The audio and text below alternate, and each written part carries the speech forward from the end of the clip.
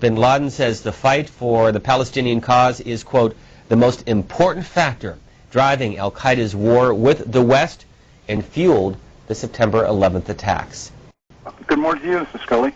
Thank you for taking my call, sir. Certainly. I just wanted to thank you for reading that breaking AP story about Bin Laden and how he's come out with the tape. It's supposed to be substantiated, but it's consistent with what James Bamford said in A Pretext for War, that our support for Israel, while President Bush is sitting there in the Israeli Knesset like Israel's the 51st state, fueled the 9/11 attack. In fact, it was a primary motivation.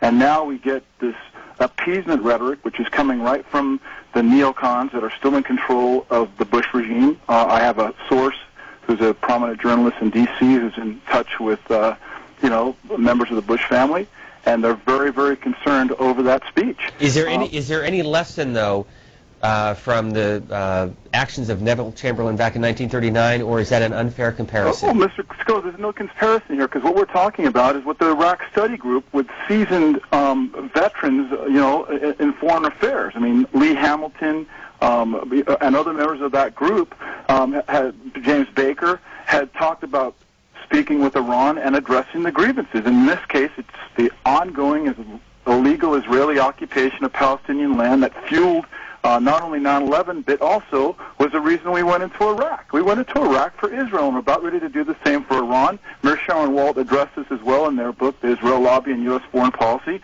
And unless we cut this association with Israel and basically follow George Washington's advice against the passionate attachment, founding father George Washington in his farewell address, we're going down. And if we attack Iran, that could be the end of this country financially. And not only that, it could ignite a wider war in the Middle East, which could even manifest in a world war. People have to wake up to this. You think we're heading to war with Iran? Oh, very much so, sir. Very much so. I think I've got an inside contact, also a journalist in D.C. who said that he's in touch with a naval officer on one of the aircraft carriers steaming to the Gulf, and it has more ordnance now than on any prior deployment. And that officer is very concerned that President Bush, with his neocon friends like Elliot Abrams and Dick Cheney, who are part of the JINSA crowd, the Jewish Institute for National Security Affairs, which Colin Powell said is in control of the Pentagon, I think there's going to be a strike on Iran. I'll stop you there. Thanks very much. We have to move on. Thanks for watching. Please subscribe and check out Tom's Representative Press channel. It's a channel you'll want to subscribe to as well. See the link in the video description.